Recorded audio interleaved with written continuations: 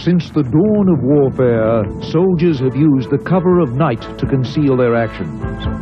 But with the advent of new technologies, the cover of darkness has been stripped away by the electronic eye.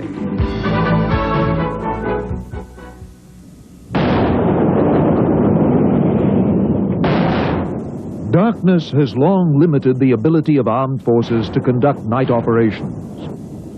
In the past, artificial lights such as searchlights or flares could help open the curtain of darkness. Sound detectors were also tried, but these techniques were cumbersome and frequently ineffective. The first technology to open night skies was radar, which was developed shortly before the Second World War. Radar is like an electronic searchlight. A beam of electromagnetic energy is transmitted, and some of the beam reflects back to the antenna, where it is focused and analyzed. Radar does not provide an actual image of the target, but rather an extending the battlefield in daytime beyond human eyesight. Radars could track bombers otherwise hidden by the dark or by clouds, and could direct anti-aircraft guns with improved accuracy. Radar was a revolution to people. For the first time, something could see beyond where you were, beyond your sight, night or day. You could look out hundreds of miles. It changed the entire face of warfare, especially air warfare, because until then, the real problem was when would you find the airplane coming at you? With radar, you could detect him hundreds of miles away if he's at high altitude. You could prepare to attack him with fighters. Also, at night, radar could see when no one else could. Radar made an enormous difference. Early radars were large and cumbersome, only practical as ground stations or onboard large warships. Ground-based radars were used mainly for air defense. As revolutionary as these radars proved to be, they were even more significant in naval warfare. Radar changed naval warfare in profound ways. First is naval air warfare. If you go back to the 1930s, what you find is that virtually any navy in the world believes that air attacks are unstoppable. The reason they're unstoppable is that the airplanes appear so quickly that it's impossible to launch friendly fighters to stop them. You can't keep the friendly fighters orbiting waiting for an attack because there just isn't enough fuel in the entire world. Once the shipboard people can detect aircraft very far away, then they can launch airplanes, they can marshal airplanes, airplanes can be brought into play. Now, at sea, there's something else. The ships are moving in some complicated way. In the past, using lookouts, someone could deduce what was happening. Radar gave a picture of what was happening with no lookouts. The picture was good day or night. If the picture was used properly, a fleet could fight at night in ways that were never conceivable before. Now, that's in addition to other things. Radar is also used to direct gunfire and directed blind. For example, in 1943, the British sink a German battleship called the Scharnhorst. That entire engagement happens at night. No one sees very clearly. It's all done by radar. The German ship is destroyed by radar. The British commander sees what's happening almost completely by radar because it's far beyond visual range. So radar changes what they can do.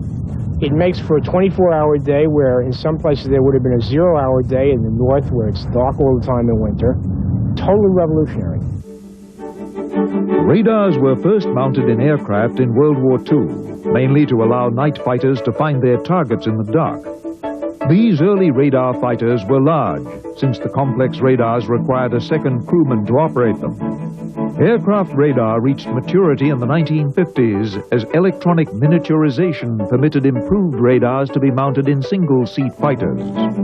Radar gave fighters They are also used to guide the fighters' weapons, such as missiles. Radars have revolutionized the modern combat aircraft.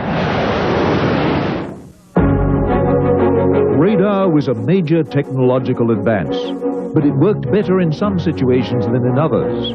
Radar is best in detecting a target that stands out clearly from its background. Aircraft stand out very clearly from the sky behind them. Ships reflect radar energy much better than the water. During World War II, the environment where radar had the least impact was ground combat. If you go back to World War II, radars are not cheap. They don't exist in unbelievable numbers. Now, in a naval operation, you have relatively few ships. The ships are expensive. Each ship can be fitted with radar, no problems. If you go to a land battle, land warfare is a war of thousands or even hundreds of thousands of tanks and millions of people. And to equip each of those tanks or each small number of people with a radar is prohibitively expensive. Furthermore, if you look at the land itself, you have hills, you have ravines. Radar is not very good at getting past that kind of obstacle. So you find very little interest in radar on land in World War II. A tank silhouetted on the horizon makes a good radar target since it stands out from its background, as we see here on this radar simulation. But a tank under more typical conditions, such as with trees in the background, is a difficult target for radar. The trees reflect the radar almost as well as the tank, so the tank is effectively invisible to radar. Because of the inherent limitations of radar, a new sensor technology was needed to allow armies to fight at night. The Germans did some development work in World War II, but it wasn't really until after that period when a number of nations did start having active infrared night vision equipment, and that did give them the capability to see in night conditions. It did give the tank gunner the ability to engage targets out to a limited range under night conditions. In addition, the commander also had an infrared searchlight, and of course the driver had infrared headlights, so he could see perhaps 60 or 80 meters. But it was really first generation stuff, and did in fact have a number of tactical disadvantages. Infrared searchlights projected a beam of light at night invisible to the human eye. This infrared light could be picked up by special sights on the tank called metascopes, which translated the invisible infrared light back into light that could be perceived by normal eyesight. Basically, the hardware itself looked very much like searchlights, both large and small. And the idea was that you just pointed them at the target you were trying to illuminate, and with human eye. But it worked very well. If you had an infrared receiver, you could see quite clearly night to turn into day, literally. The disadvantage was that the enemy, if he had an infrared detector, he could see where you were, and you didn't stay around the battlefield very long after that. But infrared does have its place. It's good. It's relatively cheap, and the technology is good and well-founded, and it definitely works. Active infrared night fighting systems were used with limited success in the 1973 Mideast War. But a more subtle approach to night vision was needed. Animals which hunt at night, such as owls and cats, have eyes far more sensitive to faint light than human eyes. Very few nights are totally dark. There is light from the moon and light from the stars. Engineers attempted to mimic the sensitive eyes of night predators with a new electronic sensor, the image intensification sight, also called the starlight scope. It works on the principle that the real pitch black, cat in a coal hole type of darkness just does not exist. Even on the darkest night, there is some light which can be amplified, and is amplified in the same way as you're using a microphone to amplify sound. You just amplify the amount of light to such an extent is that it becomes visible to a suitable receptor. Starlight scopes collect and focus faint light through a lens. This light passes through an image intensification tube, multiplying each photon of light thousands of times to make the image visible to humans. The idea is you must have these amplifying tubes, as they call them, inside the device, and they just will amplify 2, 3, 4, 5,000 times the amount of light, so that as you look through the lens of your sight, you see as though you're looking at day. They do have certain disadvantages, though, because the amplification, as you amplify sound, you get distortion. So you get visible distortion. So you have to learn to identify what you're looking at. A tank may not look exactly like a tank under normal vision systems. And it has the disadvantage, too, on many of the earlier types. Say, for instance, a flare went off suddenly, that would be amplified 2,000 or 3,000 times, too. So your whole picture would be completely blanked out. And on some of the early systems, and some of the modern ones, you'd actually wreck the amplification circuits. In spite of these technical problems, the new image intensification sights are a big improvement over the old infrared systems. They are entirely passive and so cannot be detected by enemy forces, as had been the older infrared searchlights. Intensification sights became smaller and smaller. They can be fitted on weapons much like a telescopic sight. The most compact versions could even be fitted to a face mask for individual soldiers. These are PVS-7 7 Bravo night vision goggles, and they are a passive night vision device that allows you to see good distances at night. And they particularly pick up light sources, and so useful for observing signals and moving through those. In the desert, navigation is very tough. Right now we're operating in a zero illumination condition, and so everything that we can use to enhance our night capability is good. We also have these on our vehicle drivers, we have them on our dismounted forces, and so we're operable at night. And many times it's much easier to operate at night than it is during the day because of the singular light sources that these things are able to pick out. I would say also that in some of my key command and control vehicles, I have mounted infrared searchlights so that with the PVS-7s we can signal one another and quickly effect link-ups and things like that. So I'm high on them. Starlight scopes made night operations possible. But even the best image intensification sights had problems because they were dependent on moonlight and starlight. On overcast nights or in dense foliage, they became blind. Their range was often very short. Some other technology was needed.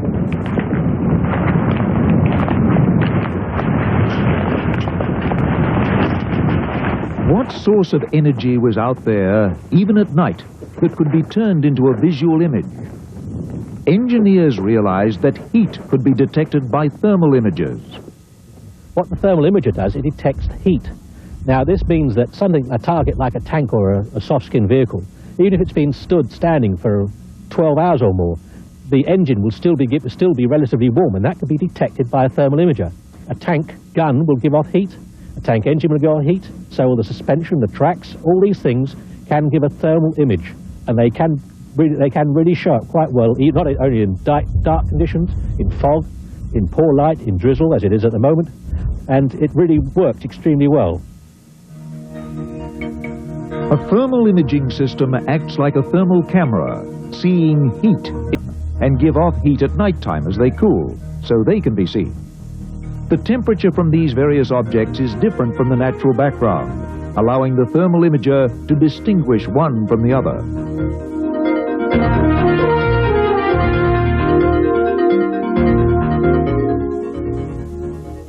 Not only can you see vehicles at long range, if a vehicle is Tanks.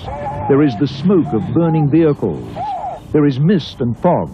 And there is smoke deliberately used by armies to conceal their positions. Thermal imagers provided a key technological edge, as was so evident in Operation Desert Storm. The thermal sight, when you've trained a gunner and a crew well, it can identify vehicles at quite a range with the thermal sight.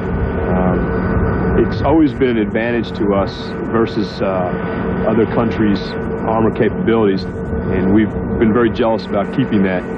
We're very pleased with it. We use it out here very much to train the tank crews at night, and we shoot a complete half of the qualification run is shot at night to ensure that the crews are able to use that. And yes, we did use it. And we were able to hit targets in Iraq, and they really didn't know where it was coming from, and they had no way to see us because their passive night sights just weren't capable of that. Warplanes continue to use radar as their primary electronic sensor. It still offers better range than electro-optical sights. But for certain types of missions, especially ground attack, thermal imaging supplements radar.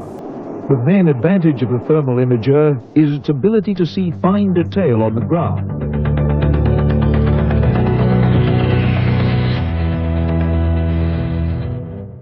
One of the aircraft to pioneer thermal imaging was the F-111F.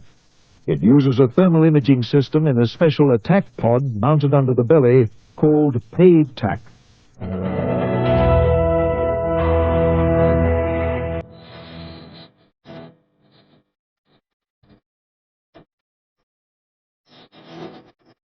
The F-15E Strike Eagle carries a compact new thermal imaging system. part of its lantern strike package. The versatility and accuracy offered by these pods was clearly demonstrated during Operation Desert Storm. Protected under the veil of night, the attacking Allied aircraft were far less vulnerable to Iraqi anti-aircraft fire. Even in total darkness, they could hit their targets with pinpoint accuracy. Besides its thermal imaging pod, the F-15E is fitted with a new generation of radar called synthetic. For aircraft, radar remains a valuable tool due to its range and its superior ability to see through thick cloud cover compared to thermal images. The most sophisticated of the new generation of ground surveillance radars is incorporated into the E-8 Joint Stars. Joint Stars is used to reconnoiter an entire sector of the battlefield. Its radar is not intended to be precise enough to target single tanks. Rather, it provides the combat commander with an overview of the whole battlefield, showing the location of major enemy troop concentrations. During the Gulf War, Joint Stars was very prominent. Those radars couldn't have done the job earlier because there are so many objects on the land that have to be separated out. You need a very powerful computer to do that job. In the past, no computers. Well, in World War II, certainly no computers. Therefore, the radar picture was very difficult to interpret. Therefore, if you look at the way radar is used, you find that there's a very low limit to how many objects a radar system can handle simultaneously. One of the big revolutions in using radar after World War II is to insert computers which can keep track of all of those objects. That's a tremendous change also. Night days.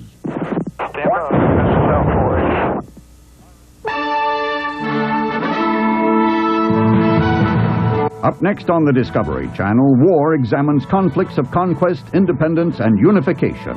Then, Wildlife Chronicles examines the pampered life of a newborn baby elephant. Explore your world.